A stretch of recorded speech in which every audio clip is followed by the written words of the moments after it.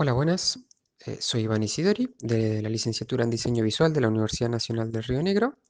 Les voy a presentar el diseño y desarrollo de marcas de etiquetas. Esto va a ser un apoyo a todo el material que les proporcionamos dentro del proyecto de extensión del Agro, de la escuela número 14 de Allen. Obviamente lo tuvimos que hacer de esta manera por todo lo que está pasando. Así que empecemos. Dentro de los contenidos hay una parte teórica que van a ser estos videos, y una parte práctica donde también van a tener los videos en el canal de YouTube. Vamos a hablar mucho sobre la marca, que es la parte principal que nos compete, cómo desarrollar la marca, y vamos a dar bastantes tips eh, para que se fijen en cómo tratarla, ¿sí? Cómo después poder ponerla en las etiquetas, por ejemplo. Vamos a ver un poquito los tipos de marcas que hay. Estos serían identificadores marcarios. Lo que comúnmente llaman logo, ¿sí? O marca, vienen a ser los identificadores marcarios, que es el nombre sería de- de todas las marcas. Como vemos acá algunos ejemplos, por ejemplo, Zara, ¿sí? Es un logotipo, ¿sí? Que solamente está confeccionado con una tipografía, ¿sí? Que puede ser que esté intervenida o no. Y es lo que comúnmente llamamos logo, ¿sí? Como puede ser el de Ford o el de Adidas, ¿sí? El loguito de Adidas, como suelen decir, pero hay diferentes tipos, ¿sí? Como vemos acá, tenemos un logotipo que está formado solamente por una tipografía. Tenemos un isotipo, ¿sí? Que tiene una parte simbólica, un imagotipo, que acá está, por lo general hay un pictograma, una imagen, más lo que viene a ser la tipografía, y después un isólogo, que es como que no se pueden separar, ¿sí? Están agrupados tanto la forma como la tipografía, ¿sí? Los más característicos pueden ser Ford, o vemos, por ejemplo, no sé, Coca-Cola, hay muchísimos, ¿sí? Esto no quiere decir que sea uno mejor que otro. Cada marca tiene sus conceptos, sus historias, sus conformaciones, y pueden ser de diferentes tipos.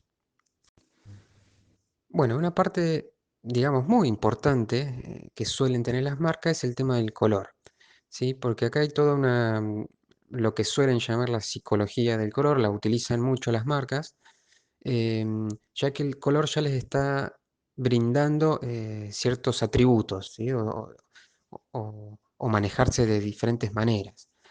Em, el color obviamente es muchas veces lo primero que llama la atención de los consumidores o los usuarios de las marcas. Y por ejemplo acá tenemos una parte que tenemos los colores cálidos, ¿sí? Que vienen a ser el rojo, el amarillo, esos tipos de colores, y los fríos, que son los azules, los violetas, etcétera.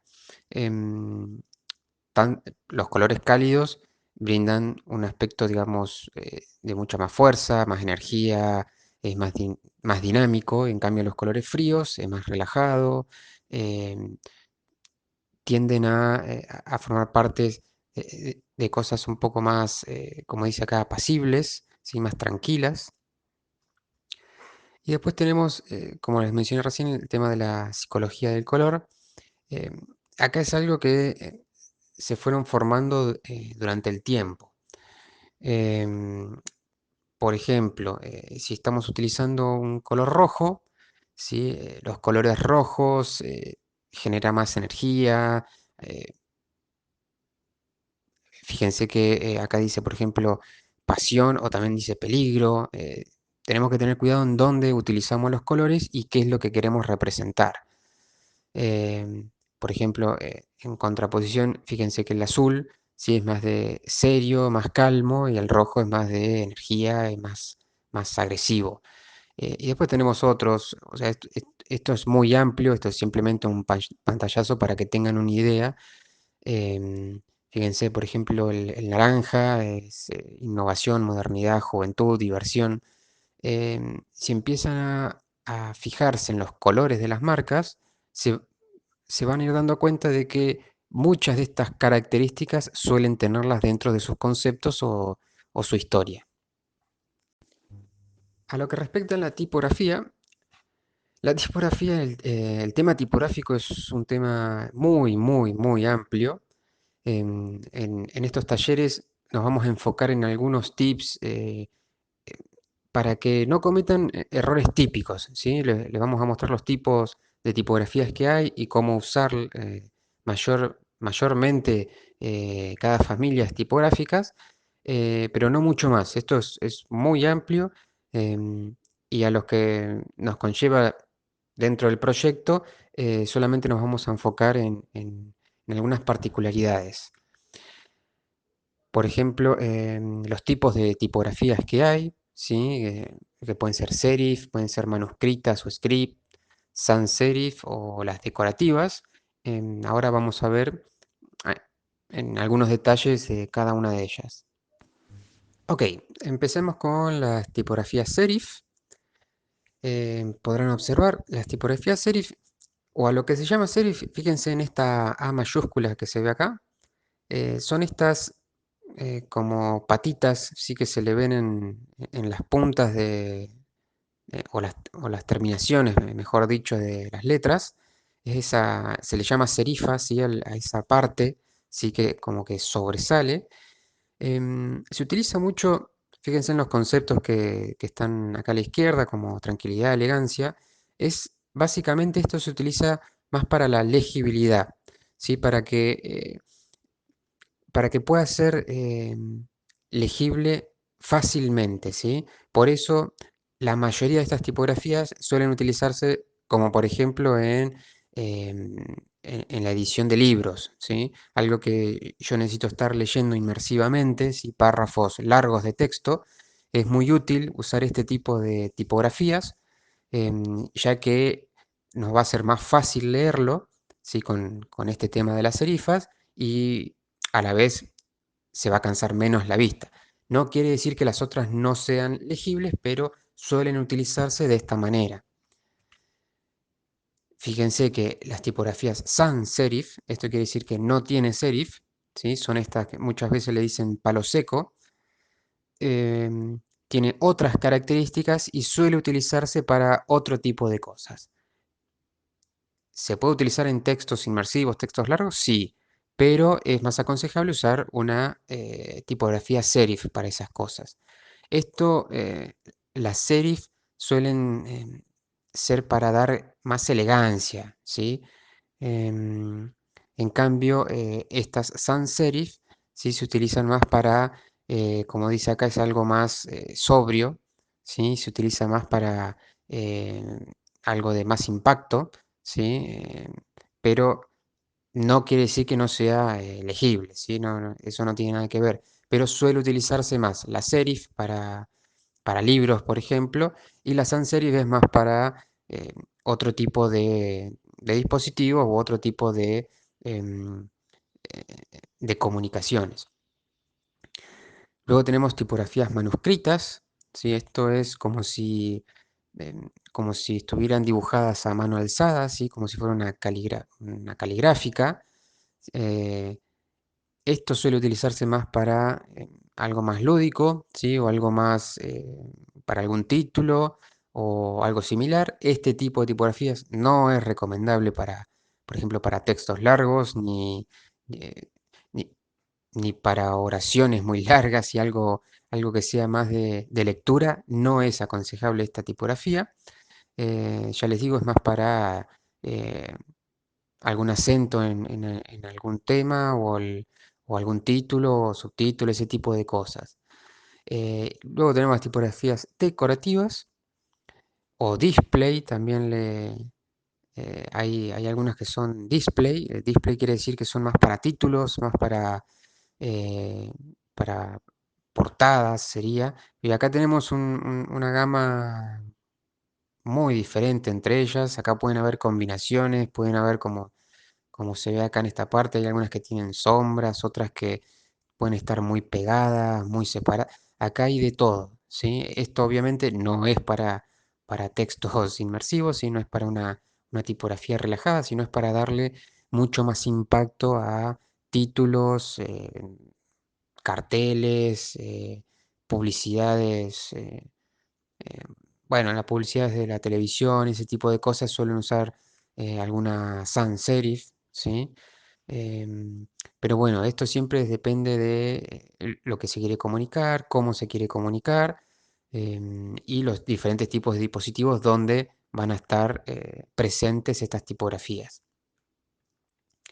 Entonces teníamos las sans serif, perdón, las serif, ¿sí? Las que tienen serifas, que son para más de lectura inmersiva.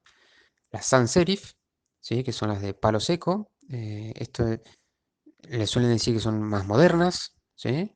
Las manuscritas, que vienen a ser las caligráficas, y las decorativas, que acá hay de todo, así que pueden funcionar para muchas cosas, no solamente para títulos o carteles.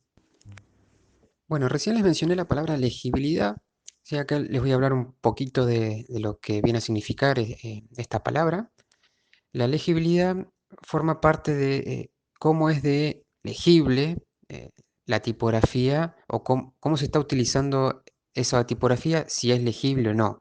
Acá tenemos algunos ejemplos, eh, pero depende de muchas cosas, ¿sí? Como dice acá, ubicación del texto, dimensiones, cursiva, negrita. Hay muchas cosas que dependen o que forman parte de esa legibilidad. Fíjense que en el primer ejemplo que dice legible en negro y no legible en blanco con el fondo amarillo, acá forma parte del contraste, ¿sí? La parte que tiene negro y amarillo funciona perfecto y se lee perfecto, y la que tiene blanco y amarillo no. Esto es un tema de contraste que más adelante también lo vamos a ver, pero quiere decir de que una es legible y la otra no es legible, ¿sí? Hay que tener cuidado de cómo se está utilizando la tipografía. El clásico ejemplo que hay acá, fíjense en los taxis, ¿sí? Que tienen la tipografía en negro y los fondos son amarillos, ¿sí? No tienen tipografía en blanco, porque si no, no se leería que dice taxi o números de teléfono o lo que fuere. También tienen que ver en la parte de los textos, como aparece acá abajo, los bloques de texto, el tema de eh, los espacios entre las líneas, eh, que hay veces que le dicen renglones, ¿sí? Sería el interlineado de cada, em, entre línea de texto y la línea de texto de abajo, y el interletrado, que sería el espacio que hay entre las letras de las tipografías. Todo eso es ajustable y hay que verificar si es legible o no es legible. También depende de qué tipo de tipografía vamos a usar para diferentes ocasiones. Bien, metiéndonos en la parte de composición, como les dije en un principio, solamente vamos a ver algunas cosas.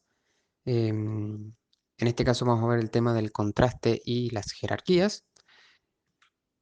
Y la parte de contraste, recién mencioné algo, ¿sí? Con el tema de la legibilidad. Acá abajo también tenemos un ejemplo, em, donde tenemos una tipografía en rojo y un fondo en azul. Esto es un ejemplo de mal contraste, porque no se puede leer. Si el contraste es la diferencia entre una cosa y otra, ¿sí? Eh, si tenemos máximo contraste, si ponemos, como estamos leyendo, un fondo blanco con la tipografía en negro, ¿sí? Ahí tenemos algo de máximo contraste, ya que están en las dos puntas. ¿Sí? Hay que tener cuidado con con este concepto, ya que muchas veces suelen pecar, ¿sí? O suelen utilizar algún fondo en el cual después la tipografía no se ve, o, o ponen la tipografía arriba de alguna imagen, ¿sí? Entonces ahí hay que ver qué tanto de contraste tiene la tipografía con esa imagen. Hay que tener cuidado, ¿sí? Simplemente eso. Y por otro lado, el tema de las jerarquías, esto sirve más para organizar los textos. Em, Muchas veces utilizar las variables que tienen las familias tipográficas, las variables me refiero a si tienen cursiva, si tienen lo que les llaman negrita, ¿sí? O bold, ese tipo de variables, o también los tamaños, nos puede organizar de mejor manera los textos. Fíjense que acá hay un ejemplo en la cual en el correcto tenemos diferentes variables, que hay, dice el título está más grande y en bold, el subtítulo está en bold, después hay una fecha que está en cursiva y, digamos, el texto, ya vendría el texto que vendría a ser su forma regular muchas veces. En cambio, en el incorrecto están utilizando siempre todo lo regular. Si nosotros sabemos utilizar estas jerarquías, es más fácil poder localizar cualquier cosa, ya sea dónde empieza un texto, ¿sí? Por ejemplo, algún subtítulo en el que estén diciendo, no sé, capaz que aparece en los autores de algún texto, las fechas, lo que fuere. El tema de utilizar estas variables em, nos da una mejor jerarquía, ¿sí? Para poder ubicarnos o organizarnos mejor en los textos o en los dispositivos donde lo estemos utilizando. Bien, la imagen o la importancia de la imagen em, se está utilizando mucho, cada vez le están dando una importancia más relevante, em, pero solamente nos vamos a focalizar en esto que ponemos acá, en la que se considera la imagen medioambiental y social eh, con una importancia más predominante, ¿sí? Y suele ser muy útil más en estos casos cuando los productos tienen una creación artesanal. Después hay que verificar si se utiliza alguna ilustración, alguna fotografía, dibujos, pero eso va a depender todo de lo que se quiera, de cómo se quiera transmitir una marca. Bueno, ya metiéndonos en el diseño de etiquetas, vamos a empezar a ver unas características básicas de esto. El tema de las etiquetas viene a ser, como mencioné varias veces, un dispositivo, ¿sí? Una forma en donde se va a implementar nuestra marca y la forma de comunicar la marca. Solamente es uno, ¿sí? Hay muchísimos. Como ya verán, se pueden hacer packaging, se pueden hacer publicidades en televisión, redes sociales ahora, hay de todo. Acá solamente vamos a ver el tema de las etiquetas. Algunas características de diseño de etiquetas, esto funciona para muchos tipos de dispositivos, pero como les dije, nos vamos a enfocar solamente en las etiquetas. Algunas características como el diseño tiene que ser claro y funcional. Esto quiere decir que no llenen una etiqueta de imágenes, no porque confunden a los consumidores, ¿sí? Tenemos que tratar de ser diferentes, pero funcionales y claros. Después tenemos el tamaño y las dimensiones. Esto tiene que ver con el tamaño del producto, ¿sí? Supónganse, si es un frasco, las etiquetas tienen que ser acordes a esos frascos. Bueno, la legibilidad y jerarquías, como les mencioné en la parte eh, de tipografía, va a ser muy útil justamente para organizar la información de las etiquetas. Em, Visualizar el contenido. Esto también es importante para saber lo que el consumidor está comprando. Aportar información detallada del producto. Esto siempre es útil, ¿sí? Para darle más seguridad a los consumidores de lo que van a comprar. Los iconos de estos ecológicos también, obviamente, si es un producto artesanal, lo que fuere, también son útiles, ¿sí? Más que nada para la seguridad de los consumidores a la hora de comprarlo. La marca o el logotipo va a formar parte de la identidad visual y tiene que tratar de ser perceptible fácilmente. El tema de los pasos para diseñar una etiqueta se puede plantear de esta manera. Primero hay que definir la información que va a ir en la etiqueta, después el tipo de material. eh, Esto va a depender de los tipos de productos en los cuales vamos a hacer esas etiquetas. Luego establecer la forma de la etiqueta. Si es un frasco, la etiqueta puede ser un poco más pequeña, pero no más grande que el frasco, por ejemplo. Y después nos vamos a meter en definir el diseño, ¿sí? Ahí ya vamos a ver cómo implementamos la identidad visual de la marca en esa etiqueta. Y por último, el comprobar y optimizar siempre es aconsejable, siempre hay que hacerlo para llegar a una óptima solución, ¿sí? Hay que hacer pruebas hasta que encontremos eh, la mejor forma de implementarlo.